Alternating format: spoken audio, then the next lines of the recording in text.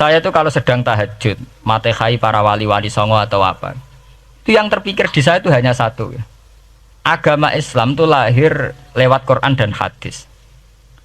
Tapi kemudian tahu-tahu tetap berimprovisasi, berkembang sesuai tokoh yang membawa.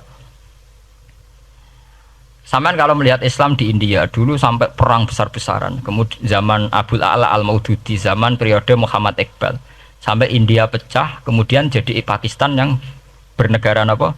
Islam, karena banyak konseptor Islam yang tidak setuju negara sekuler. Akhirnya mereka misah jadi negara Islam Pakistan. Kemudian Timur Tengah juga begitu. Karena Timur Tengah sudah Islam semua, masalahnya itu diislamkan ala Sunni atau ala Syiah. Iran menjelma sebagai aliran Syiah. Yang Sunni dianggap sesat, halal darah. Irak zaman Saddam Hussein pemerintahan Sunni. Sing Syiah dibantai sehingga wong Kurdi do mati.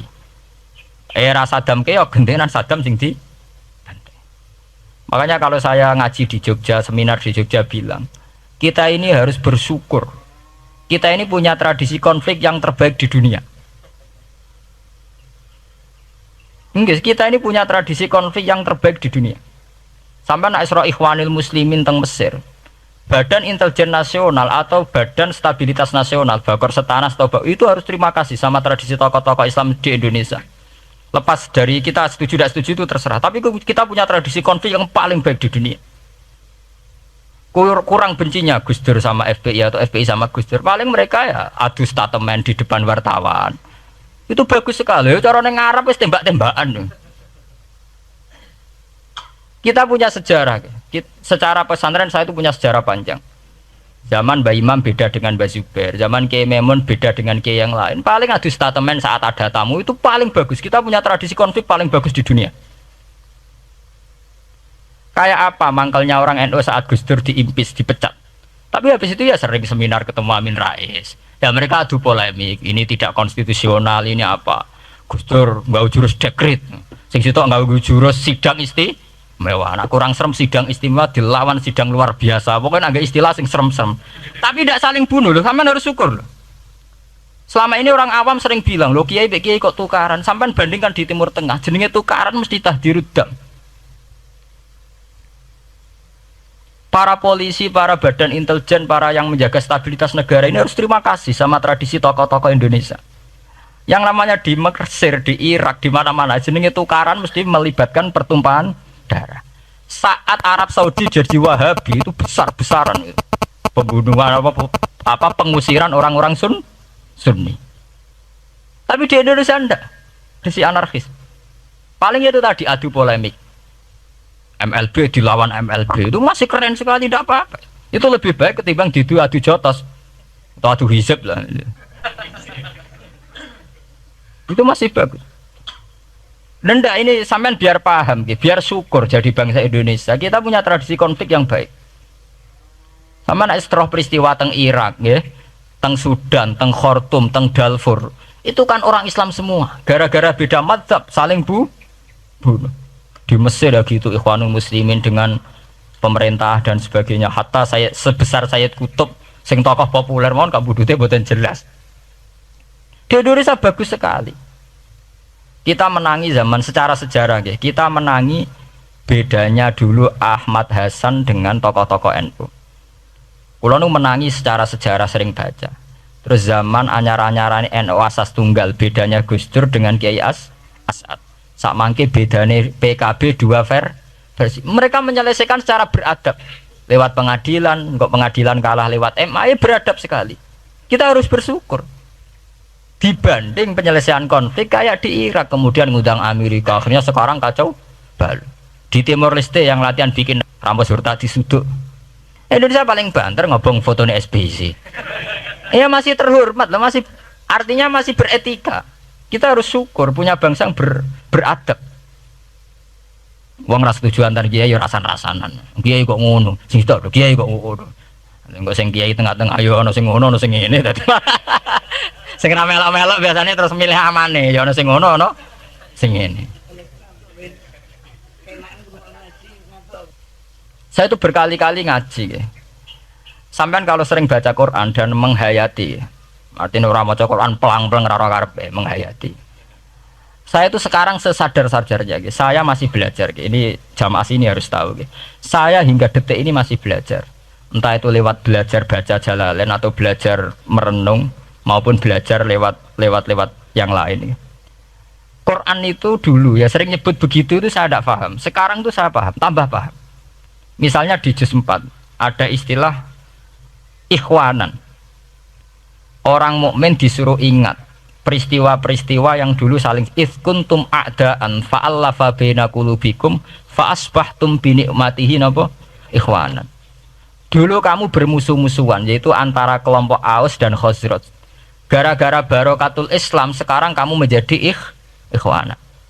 Menjadi bersaudara. Sampean kalau melihat TV merunut konflik di Irak, sering ada bom bunuh diri, itu kan ada asal usulnya. Memang sekarang orang menimpakan kesalahan itu pada pasukan multinasional yang dipimpin Amerika dan Inggris. Tapi sebetulnya ada usul-usulnya. Sampai Amerika bisa masuk karena orang Irak tidak ikhwanan. Tidak apa? Yaitu ada Syiah, ada Sunni, mereka saling menikam, saling bunuh. Sehingga karena ada ikhwanan ini pihak ketiga masuk, yaitu tentara multinasional. Makanya saat di Jogja ditanya, cara jenengan sebuti menyangkut Ahmadiyah, menyangkut konflik di Jakarta, saya bilang sekarang setiap orang bikin from apa forum, yaitu baik kalau niatnya baik-baik. Tapi andaikan saya ditanya Tuhan nanti, hak kowe iku kelompok apa? Pokoknya anggar NU atau Muhammadiyah ajak mayoritas, kamu milih salah sitok itu. Bukan karena saya oportunis milih yang besar, itu lebih baik, lebih maslahat. Karena kalau setiap orang merasa benar bikin kelompok sendiri akan menjadi kelompok banyak. Dan saat menjadi kelompok banyak, tentu konfliknya lebih tidak terpola. Tidak apa? Terpola. Umpama Hasim tukaran Mbak Din Samsudin itu terpola. Tapi nak anggar wong ngrasa di ketua dhewe tidak terpola. Bagaimanapun ikhwanan harus disyukuri. Nggih, dalam kondisi berteman. Sebab itu Nabi sering ngendikan ilzamu jamaahirul muslimin wa man sadza sadzafin. Mbok kamu itu ikut kelompok mayoritas saja. Jamaahirul muslimin cara bahasa netralnya mbok ya kamu itu ikut kelompok mayoritas saja. Karena kalau orang merasa benar kemudian bikin kelompok sendiri itu tidak ada selesainya. Lah akulah cara nuruti GR sebagai kelompok dhewe. Wong aku ya di umat, di pengaruh sing nyucup wis akeh. Tapi kalau semua orang merasa begitu kan repot. Mursid di kelompok dhewe, tukang toreko di kelompok dhewe, tukang ngaji di kelompok dhewe. Model kitab pirang-pirang sesuk ono jamaah Jalalain, jamaah Muin, jamaah Fathul Wahab. Sing ora iso ngaji, jamaah tahlil, jamaah istighosah. Ora ono bar itu. Saya itu kalau ditanya di Jogja, meskipun saya kritis, artinya kritis itu mungkin terhadap satu fenomena kita tidak setuju atau Muhammadiyah dalam banyak hal atau satu dua hal. Itu tidak menjadi alasan kita untuk tidak mengikuti mainstream. Karena kalau mainstream ini dilanggar, itu kita tidak akan ikhwanan. Dan akibat negatif dari tidak ikhwanan adalah kayak kasus Irak. Iran itu kenapa tidak mudah diserang Amerika padahal punya nuklir? Karena mereka seragam Syiah semua. Itu lebih gampang, lebih susah. Lawan itu apa? Susah.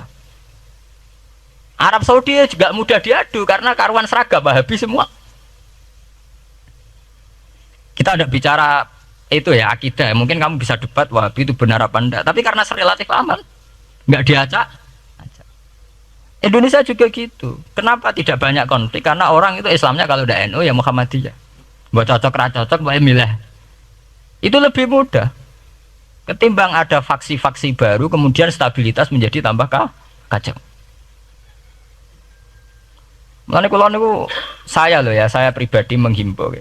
Melihat ayat itu dihitung Tuhan sampai Allah ngendikan apa kuntum a'daan fa'allafa baina qulubikum fa asbahtum bi ni'matihi apa?